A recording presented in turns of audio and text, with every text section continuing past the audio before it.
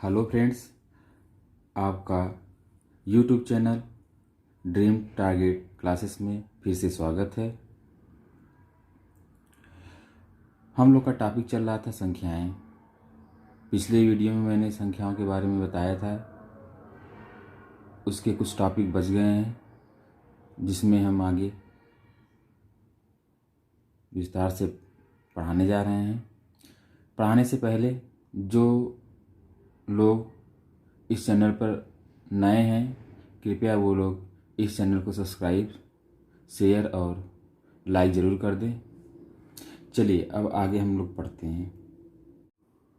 अगला हमारा जो है टॉपिक है परिमेय संख्या।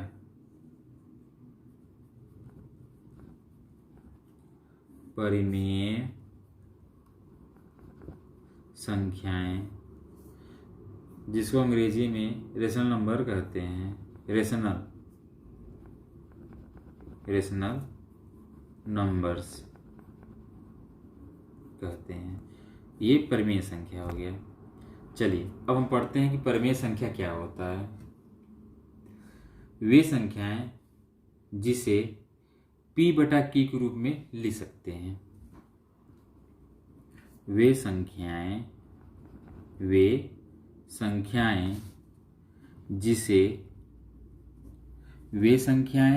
जिसे P बटा Q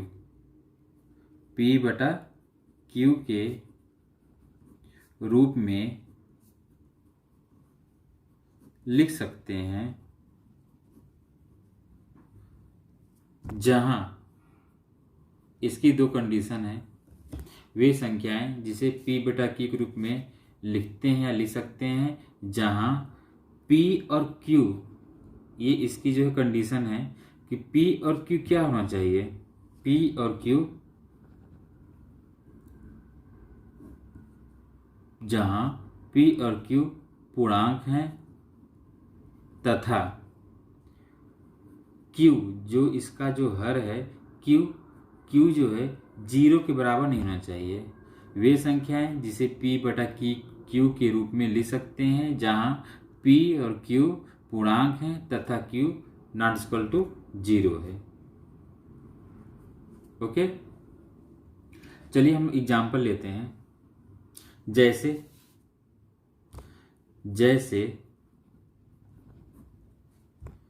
1/2, मैंने एक संख्या ले लिया है 1/2। अब हम यहाँ पर देखेंगे कि ये परिमेय संख्या है कि नहीं। हमने यह बताया कि P और Q के रूप में लिख सकते हैं। मैंने P और Q के रूप में लिख दिया, ये समझ में आ रहा होगा। अच्छा, अब हमें यह देखना है कि यहाँ पे P के स्थान पे 1 है और Q के स्थान पे 2 है। मैंने बताया कि PQ पूर्णांक होना चाहिए। क्या 1 और 2 पूर्णांक हैं? क्या 1 और 2 पूर्णांक हैं? तो हम कहेंगे कि यस, 1 और 2 जो है इंटीजर है। 1 2 क्या है? पूर्णांक हैं।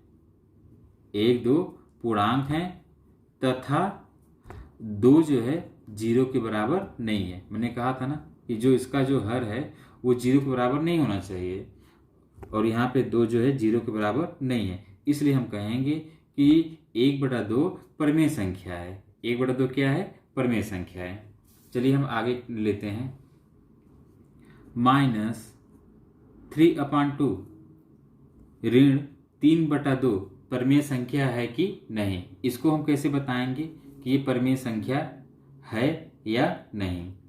अब वही प्रोसेस, जो दो कंडीशन दिया गया है कि P को पूर्णांक होना चाहिए और Q 0 के बराबर नहीं होना चाहिए। देखते हैं कि ये जो कंडीशन है फुलफिल हो रहा है कि नहीं। -3 पूर्णांक है। जैसा कि मैंने बताया था कि -3 पूर्णांक है, वो जो है ऋणात्मक प्राकृतिक संख्या, याद आ रहा होगा। -3 पूर्णांक है और 2 भी क्या है? पूर्णांक है। -3 और 2 दोनों पूर्णांक हैं। क्या है? पूर्णांक हैं तथा 2 0 के बराबर नहीं है। ओके, हम अब अगला एग्जाम्पल लेंगे। क्या 0 परिमेय संख्या है? तो हम कहेंगे कि हाँ, जीरो भी परिमेय संख्या है। क्यों है? क्यों? अब क्यों की बात आती है तो क्या ये जीरो इस कंडीशन के, यानी कि ये दो कंडीशन दिया गया है, दो जो शर्तें दी गई हैं कि पी क्यू पूर्णांक है तथा कि जीरो बराबर नहीं है। ओके, अब हम जीरो को क्या लिख सकते हैं? 0/1 लिख सकते हैं। 0/1 लिख सकते हैं। ओके, जब 0/1 लिख सकते हैं तो हम कह सकते हैं कि अब ये जो दो शर्तें हैं उसको पूरा कर लेगा। कैसे पूरा कर लेगा? अब जो जीरो भी पूर्णांक है, मैंने बताया था कि पूर्णांक 3 प्रकार के होते हैं, धनात्मक पूर्णांक, शून्य पूर्णांक और ऋणात्मक पूर्णांक। तो जीरो क्या है? शून्य पूर्णांक है, और एक क्या है? धनात्मक पूर्णांक है। तो 0 और 1 दोनों पूर्णांक हो गए, और क्या है? एक जो है जीरो के बराबर नहीं है। ओके, यहां समझने वाली बात है कि मैंने इसको जीरो में एक ही क्यों लिखा? 2 भी लिख सकता था, 3 भी लिख सकता था। हाँ, लिख सकते हैं, गलत नहीं है। यानी कि हम इसको ऐसे भी कह सकते हैं कि 0/1 भी कर सकते हैं, 0/2 भी कर सकते हैं, 0/3 भी कर सकते हैं, कुछ भी कर सकते हैं। क्योंकि जीरो में किसी भी संख्या का हम भाग देंगे तो वह जीरो ही होगा। किसी भी संख्या से जब हम किसी भी जीरो में किसी संख्या का भाग देंगे, जब हम जीरो में किसी भी संख्या का हम भाग देते हैं तो वह जीरो ही आता है। ओके, ये तो कंफर्म हो गया। तो यानी कि हम जीरो में जब 1 से हम भाग देंगे तो जीरो आएगा, जीरो में हम 2 से भाग देंगे तो जीरो आएगा, जीरो में जब हम 3 से भाग देंगे तब भी जीरो आएगा। यानी कि जीरो में किसी संख्या से हम भाग देंगे जीरो आएगा, सिर्फ जीरो को छोड़ करके, सिर्फ जीरो को छोड़ करके। अच्छा, यानी कि ये जो है सब कंडीशन को फॉलो कर रहा है। यहाँ पे जो इसका हर है वो जीरो के बराबर नहीं है, और जीरो के बराबर नहीं है पहला कंडीशन। दूसरा कंडीशन था ये, और पहला कंडीशन क्या था कि ये जो हर और अंश है दोनों पूर्णांक होने चाहिए, और इसमें सभी जो है संख्याएं पूर्णांक हैं। ओके, अब हम अगली संख्या लेंगे 0.5।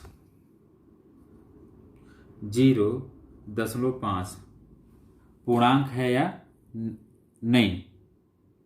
0.5 परिमेय संख्या है या नहीं? पूर्णांक तो है ही नहीं, 0.5 पूर्णांक नहीं है, लेकिन ये परिमेय संख्या है कि नहीं है, अब ये देखेंगे। ओके, हम इसको ऐसे भी लिखेंगे कि 0.5 को हम भिन्न के रूप में चेंज कर देंगे। दशमलव भिन्न दिया हुआ है, इसको हल कर लेते हैं। तो हम लिखेंगे इसको, जब हम ऊपर नीचे 0.5 में बटा 1 कर दें, और ऊपर नीचे हम ऊपर भी 10 से और नीचे भी 10 से जब मल्टीप्लाई कर देते हैं, गुणा कर देते हैं, तो ये हो जाता है 5/10, यानी कि ये हो जाएगा 1/2। अब देखिए 1/2 कंडीशन को फॉलो कर रहा है, एक भी पूर्णांक, दो भी पूर्णांक और दो जीरो के बराबर नहीं है, इसलिए 0.5 कैसी संख्याएं होंगी? परिमेय संख्या होगी। चलिए अब आगे बढ़ते हैं। अब बात आती है कि भिन्न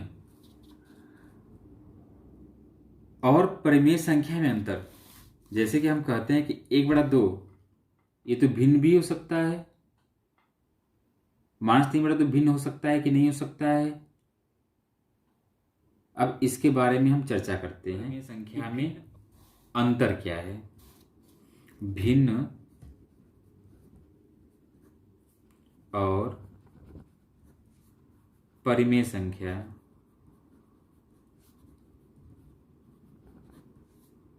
में अंतर। परिमेय संख्या लगभग भिन्न की ही तरह दिख रही है। अब देखते हैं कि भिन्न और परिमेय संख्या एक ही है या अलग अलग है। चलिए देख लेते हैं। परिमेय संख्या समझ में आ गया कि परिमेय संख्या में P और Q, जब मैं परिमेय संख्या कहता हूँ कि परिमेय संख्या क्या होता है, तो हम कहते हैं कि P और परिमेय संख्या P और Q के रूप में लिख सकते हैं, P बटा Q के रूप में लिख सकते हैं, जहाँ पर P Q क्या होने चाहिए, पूर्णांक होने चाहिए, और क्या होने चाहिए, Q 0 के बराबर नहीं होने चाहिए। तो हम भिन्न में क्या कहेंगे, भिन्न को हम क्या कहेंगे, हम ये भिन्न को यह कहेंगे कि भिन्न क्या हो सकता है, भिन्न को भी P बटा Q के रूप में लिखते हैं, भिन्न को भी P बटा Q के रूप में लिखते हैं, भिन्न में भी अंश और हर होता है, P बटा Q के रूप में लिख दिए। ठीक है, तो यहाँ कंडीशन क्या होता है, क्योंकि यहाँ पे P और Q पूर्णांक होता है, लेकिन यहाँ पर P और Q क्या होगा, P और Q धनात्मक पूर्णांक होंगे। कैसे पूर्णांक होंगे, धनात्मक पूर्णांक, और Q 0 के बराबर नहीं होगा, तब वह भिन्न होगा। जैसे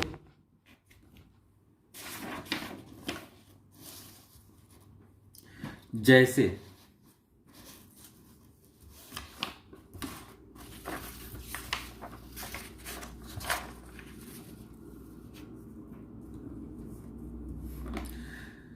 जैसे 5/7, 5/7, 5/7 भिन्न है। क्यों है, क्योंकि जो है 5 भी जो है पूर्णांक है, 7 भी पूर्णांक है। कैसे पूर्णांक है, धनात्मक पूर्णांक है। 5 और 7 धनात्मक पूर्णांक हैं, और 7 0 के बराबर नहीं है, इसलिए हम इसको हम कहेंगे कि ये जो है भिन्न है। ओके, क्या यह परिमेय संख्या भी है, तो उत्तर होगा हाँ, ये परिमेय संख्या भी है। क्यों है, क्योंकि परिमेय संख्या कंडीशन था कि ये दोनों जो है पूर्णांक होने चाहिए, उसमें ये कंडीशन नहीं था कि धनात्मक पूर्णांक होगा कि ऋणात्मक पूर्णांक होगा, कैसा पूर्णांक, लेकिन बस उसको ये था कि पूर्णांक होना चाहिए, और जो हर है यानी कि जो Q की वैल्यू है वो 0 के बराबर नहीं होना चाहिए। तो ये भिन्न भी है और परिमेय संख्या भी है, परिमेय संख्या भी है, यानी भिन्न भी है और ये परिमेय संख्या भी है। अच्छा, हम अगला एग्जाम्पल लेते हैं, -2/7। ये कैसी संख्या है, तो हम कहेंगे कि ये भिन्न नहीं है, ये भिन्न नहीं है, हम कहेंगे कि भिन्न नहीं है। ओके, लेकिन कहेंगे कि भिन्न नहीं है, ऐसे कर देते हैं इसको, -2/7 भिन्न नहीं है। क्यों नहीं है, क्योंकि यहाँ पर -2 क्या है, ये ऋणात्मक है, ये ऋणात्मक पूर्णांक है। ये क्या है, ये जो है ऋणात्मक पूर्णांक है। जब ये ऋणात्मक पूर्णांक हो जाएगा तो ये भिन्न की परिभाषा को सेटिस्फाई नहीं कर रहा है, इसलिए -2/7 क्या है, तब ये परिमेय संख्या है, ये जो है परिमेय संख्या है। अब तो क्लियर हो गया होगा कि भिन्न और परिमेय संख्या क्या है। एक और एग्जाम्पल लेते हैं,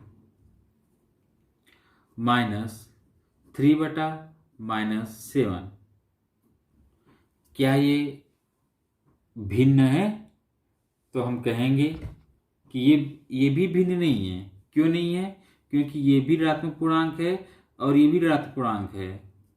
-3/7 भिन्न नहीं है, -3/-7 भिन्न नहीं है, लेकिन इसको हम 3/7 भी लिख सकते हैं।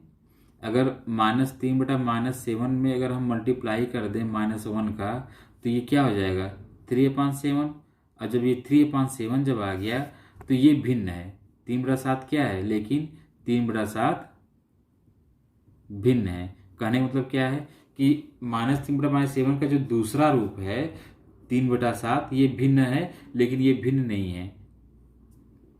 हाँ, और एक चीज और है कि ये दोनों परिमेय संख्याएं हैं, -3/-7 भी परिमेय संख्या है, 3/7 भी परिमेय संख्या है। निष्कर्ष क्या निकला, निष्कर्ष क्या आया, हम कहेंगे कि सभी परिमेय संख्या, क्या कहेंगे कि सभी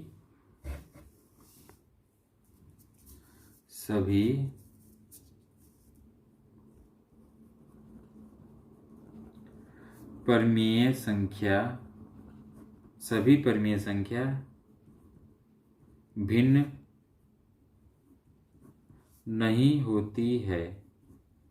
सभी परिमेय संख्या भिन्न नहीं होती है, परंतु प्रत्येक भिन्न या सभी भिन्न परिमेय संख्याएं या संख्या होती है। ये समझ में आ गया कि सभी परिमेय संख्या भिन्न नहीं है। जैसे कि मैंने बताया था कि -2 ऋणात्मक परिमेय संख्या है, लेकिन ये भिन्न नहीं है। क्यों नहीं है? क्योंकि -2 ऋणात्मक पूर्णांक है। ओके, इसको धनात्मक, जब तक ये धनात्मक नहीं होगा तब तक ये भिन्न नहीं होगा। ऊपर नीचे दोनों संख्याएं धनात्मक होनी चाहिए, ये मस्ट है। और परंतु प्रत्येक भिन्न परिमेय संख्या होती है। कोई भी हम भिन्न ले लेंगे, हम कहेंगे कि वह परिमेय संख्याएं हैं। ओके, अब हम लोग पढ़ेंगे आगे अगला टॉपिक, अगला पॉइंट अपरिमेय संख्या। अगला पॉइंट है अपरिमेय संख्याएं। अपरिमेय संख्याएं, जिसको हम अंग्रेजी में इरेशनल नंबर कहते हैं। इरेशनल नंबर्स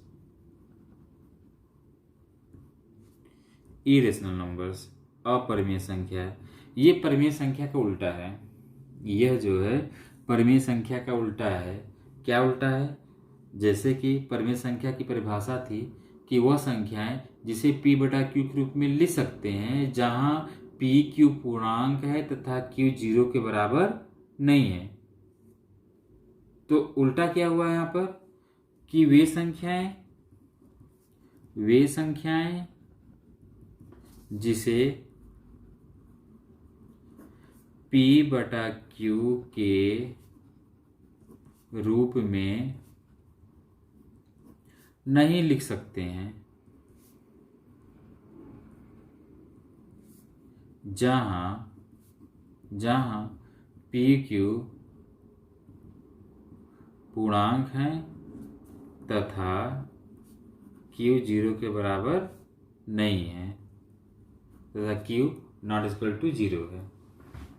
ओके, एग्जाम्पल ले लेते हैं, उदाहरण जैसे √2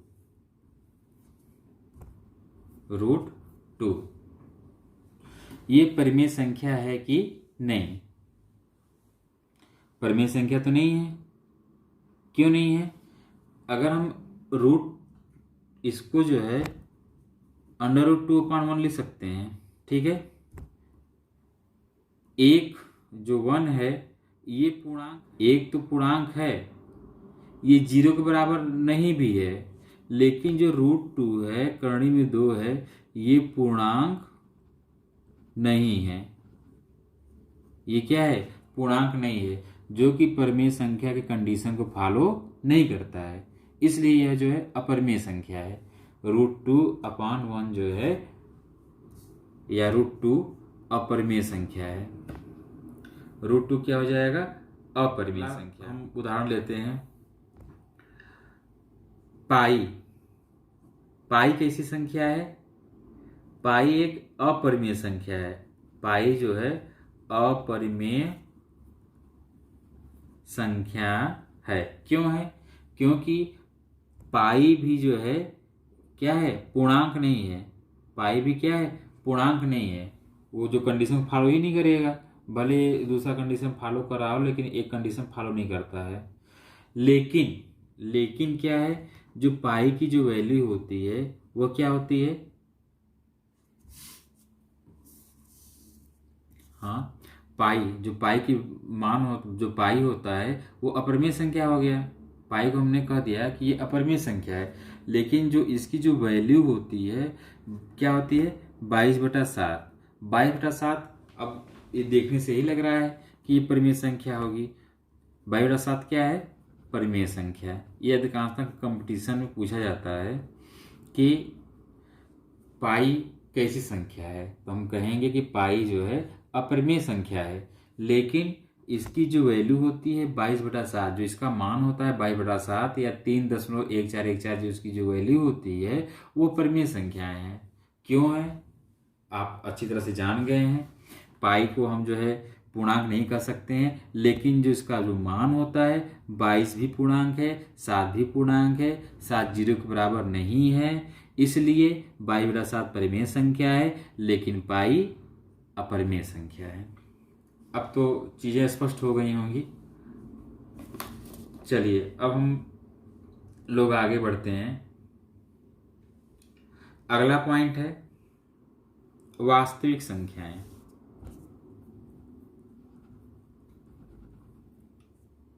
वास्तविक संख्याएं, जिसको अंग्रेजी में रियल नंबर कहते हैं, रियल नंबर्स। वास्तविक संख्याएं। वास्तविक संख्याएं क्या होता है, इसके बारे में हम लोग जान लेते हैं कि वास्तविक संख्याएं होता क्या है। अभी तक हम लोगों ने पढ़ा कि परिमेय संख्या क्या है, अपरिमेय संख्या क्या है, ओके।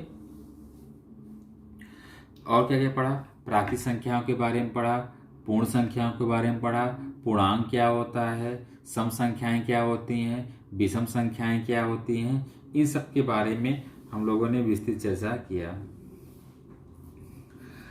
आगे हम पढ़ते हैं वास्तविक संख्याएं। तो वास्तविक संख्या क्या है? तो हम कहेंगे कि परिमेय संख्या और अपरिमेय संख्या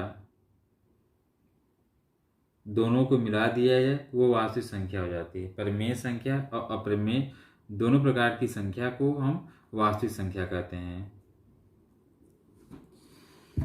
कहने का मतलब क्या है? हम कहेंगे कि परिमेय संख्या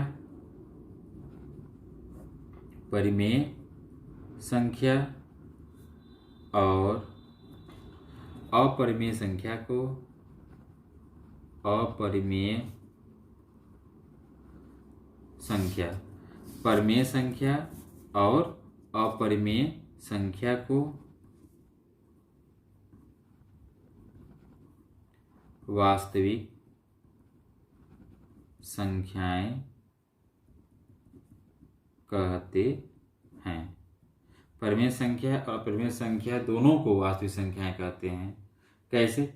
देखिए, परिमेय संख्या -5/7, तो इसका एग्जाम्पल क्या हो जाएगा? वही एग्जाम्पल जो दोनों का है कि परिमेय संख्या 1 भी परिमेय संख्या है, 2/3 भी परिमेय संख्या है, 0.5 भी परिमेय संख्या है, √2 अपरिमेय संख्या है। एक चीज और छूट गया था बताने के लिए कि √4 कैसी संख्या है।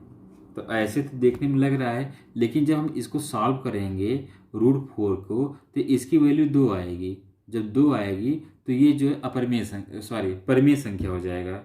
जब √4 को हम सॉल्व करेंगे तो 2 आएगा, जो कि 2 क्या है? परिमेय संख्या है, ओके।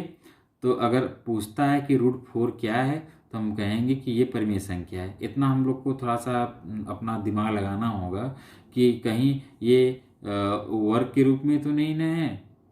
देखा जाए तो ये हो जाएगा 2 का स्क्वायर, 2 बाहर आ गया, तो √4 का जब रूट लेंगे तो 2 हो जाएगा, ठीक है। तो इसको सॉल्व करने के बाद हम बताएंगे कि वो कैसी संख्याएं हैं। तो हम कहेंगे कि वह जो है परिमेय संख्या है। √4 कैसी संख्या है? परिमेय संख्या है। √25 कैसी संख्या है? तो परिमेय संख्या है, ठीक है। लेकिन √3, √7, √6 ये सब क्या है? अपरिमेय संख्या है। हाँ, एक चीज़ और है, मैंने बताया कि वास्तविक संख्याओं के बारे में कि परिमेय संख्या और अपरिमेय संख्या को वास्तविक संख्या कहते हैं। परिमेय संख्या और अपरिमेय संख्या, परिमेय संख्या और अपरिमेय संख्या को वास्तविक संख्या कहते हैं। सही बात है कि 1 को भी वास्तविक संख्या कहेंगे, 2/3 को भी वास्तविक संख्या कहेंगे, 0.5 को भी वास्तविक संख्या कहेंगे, √2 को भी वास्तविक संख्या कहेंगे, √4 को भी वास्तविक संख्या कहेंगे, ऐसे पाई को भी वास्तविक संख्या कहेंगे और 22/7 को भी वास्तविक संख्या कहेंगे। अब तो समझ में आ गया होगा कि वास्तविक संख्याएं क्या होती हैं। तो परिमेय तथा अपरिमेय संख्याओं को वास्तविक संख्या कहेंगे। कहने का मतलब क्या हुआ, अभी तक हम लोगों ने क्या पढ़ा कि प्राकृतिक संख्याओं के बारे में पढ़ा। तो प्राकृतिक संख्या, जितनी भी प्राकृतिक संख्या हैं सब वास्तविक संख्याएं हैं, जितनी भी पूर्ण संख्याएं हैं सब वास्तविक संख्याएं हैं, जितने भी पूर्णांक हैं सब वास्तविक संख्याएं हैं। ठीक है, सम संख्या भी सभी वास्तविक संख्या है, विषम संख्या क्या है, सभी वास्तविक संख्या है, परिमेय संख्या क्या है, सभी वास्तविक संख्या है, अपरिमेय कैसी संख्या है, सभी वास्तविक संख्या है। भिन्न को भी हम वास्तविक संख्या कहेंगे क्योंकि भिन्न ये जो परिमेय संख्या की ही एक रूप है, धनात्मक रूप है परिमेय संख्या का। ओके, चलिए आगे हम लोग पढ़ते हैं भाज्य संख्याओं के बारे में। भाज्य संख्या क्या होता है? भाज्य संख्या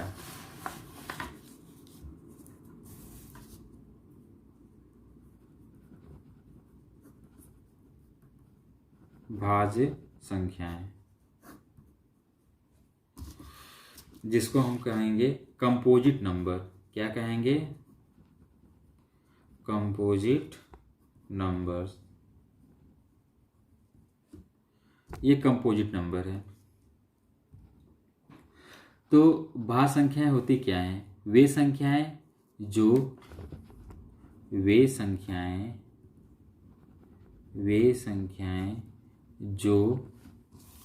एक और स्वयं को छोड़कर अन्य किसी संख्या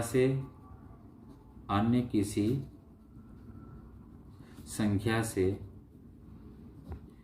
कट जाए या विभाजित हो जाए, अन्य किसी संख्या से कट जाए या विभाजित हो जाए तो उसे भाज्य संख्याएं कहते हैं। अब तो समझ में आ गया होगा कि कंपोजिट नंबर होता क्या है, कि वे संख्याएं जो एक और स्वयं को छोड़ करके अन्य किसी संख्या से कट जाए या विभाजित हो जाए तो उसे हम भाज्य संख्याएं कहते हैं। जैसे में एक और स्वयं को छोड़कर अन्य किसी संख्या से कट जाए,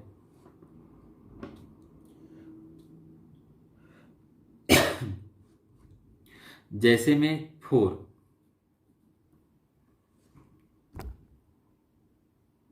जो 4 है वह जो है एक से एक और स्वयं को छोड़ करके एक है और 4 को छोड़ दीजिए। अब बचा क्या? और किस संख्या से कट रहा है? तो हम कहेंगे हाँ, ये 2 से कट जाएगा। ये जो है 2 से कट जाएगा। जब ये 2 से कट जाएगा तो ये भाज्य संख्याएं हो जाएंगी। अगला हम लेते हैं संख्या 6। 6 से कैसी संख्या है? तो भाज्य संख्या है। क्यों? क्योंकि ये जो है 1 और 6 को छोड़ करके, मतलब स्वयं मतलब कि खुद छोड़ करके, यानी कि 1 तो है ही और स्वयं मतलब 6 हो गया। 1 और 6 को छोड़ करके वह अन्य संख्या है, यानी कि ये 6 जो है 2 से भी कट जाएगा और 3 से भी कट जाएगा, इसलिए भाज्य संख्या है। 4 हो गया, 6 हो गया, 5 नहीं होगा। क्यों नहीं होगा? क्योंकि 1 और 5 को छोड़ करके 5 और की संख्या से कट ही नहीं सकता है, इसलिए 5 भी नहीं होगा, 3 भी नहीं होगा, 2 भी नहीं होगा। ठीक है, अच्छा 6 हो गया, 7 भी नहीं होगा, 8 8 होगा, 8 भाज्य संख्या होगी। 9 भी भाज्य संख्या होगी। क्यों 9 भाज्य संख्या होगी? क्योंकि विषम संख्या है, विषम संख्या है, लेकिन ये भाज्य संख्या भी है। कैसे है? क्योंकि 1 और 9 को छोड़ दीजिए तो ये जो है किसे किसे कट जाएगा? 3 से कट जाएगा। 3 त्रिका 9, 3 से कट जा रहा है, इसलिए इसको हम भाज्य संख्या कहेंगे। 10 भाज्य संख्या है, 11 नहीं है, 12 है, 13 नहीं है, 15 है, ऐसे हम करते चले जाएंगे। तो ये सब सही संख्या है जिसको हम कंपोजिट नंबर कहते हैं, यानी कि भाज्य संख्या। भाज्य संख्या मैंने परिभाषा स्पष्ट कर दी कि वे संख्याएं जो एक और स्वयं को छोड़ करके अन्य किसी संख्या से भी कट जाए तो उसे हम भाज्य संख्या कहते हैं, जिसको हम कंपोजिट नंबर कहते हैं। अब हम लोग आगे पढ़ेंगे। अगला पॉइंट है अभाज्य संख्या। अभाज्य संख्याएं। अभाज्य संख्याएं क्या होता है? अभाज्य संख्या किसे कहते हैं, इसके बारे में हम लोग चर्चा करते हैं। अभाज्य संख्या को हम लोग प्राइम नंबर कहते हैं। अंग्रेजी में प्राइम नंबर लिखते हैं, प्राइम नंबर्स। ये प्राइम नंबर्स हो गया है। तो अभाज्य संख्या क्या होता है? तो कहेंगे कि वे संख्याएं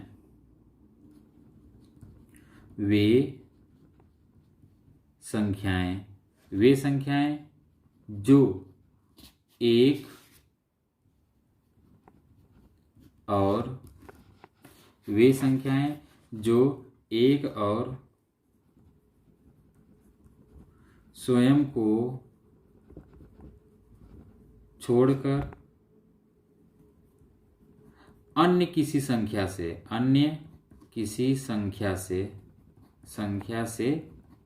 न कटे, अन्य किसी संख्या से न कटे, तो उसे अभाज्य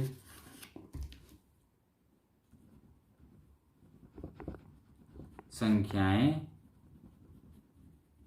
कहते हैं। भाज्य में मैंने पढ़ा कि वे संख्याएं जो एक और स्वयं को छोड़कर अन्य की संख्या से कट जाए, अन्य की संख्या से कट जाए या विभाजित हो जाए। और अभाज्य मैंने क्या पढ़ा कि वे संख्याएं जो एक और स्वयं को छोड़कर अन्य किसी संख्या से न कटे, यहाँ कटे और यहाँ न कटे यानी विभाजित न हो, तो उसे हम अभाज्य संख्याएं कहते हैं। अब अभाज्य संख्या कहते हैं तो उसको हम क्या कहेंगे? जैसे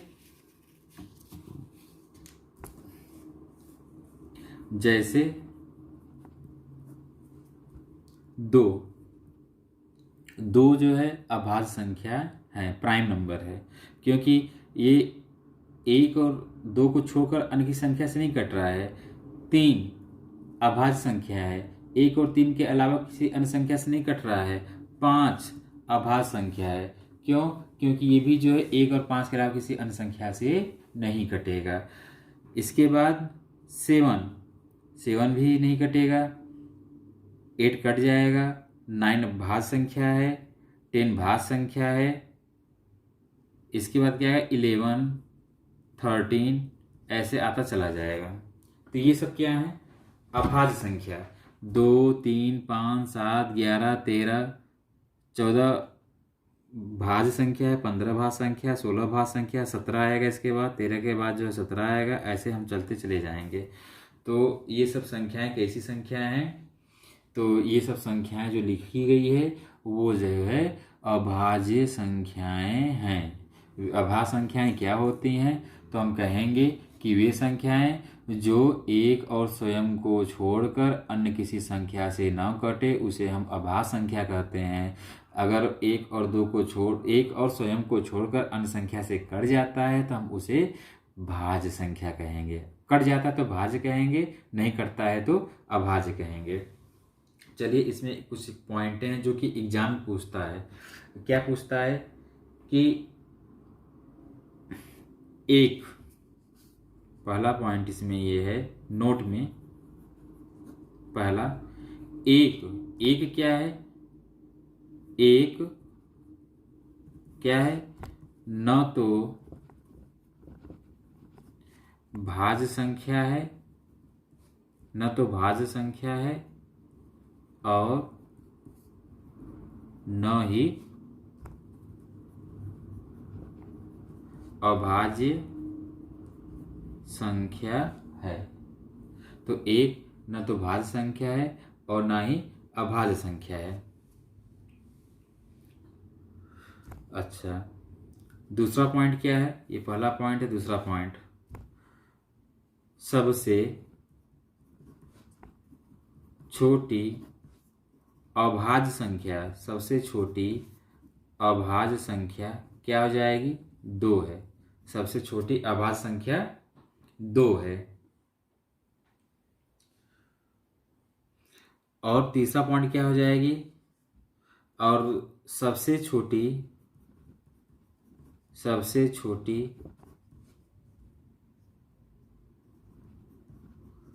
सम अभाज्य, सबसे छोटी सम अभाज्य संख्या भी क्या हो जाएगी? 2 हो जाएगी। सबसे छोटी सम अभाज्य संख्या भी 2 होगी। और चौथा पॉइंट क्या हो जाएगा? सबसे छोटी विषम अभाज्य संख्या, विषम अभाज्य संख्या 3 होगी।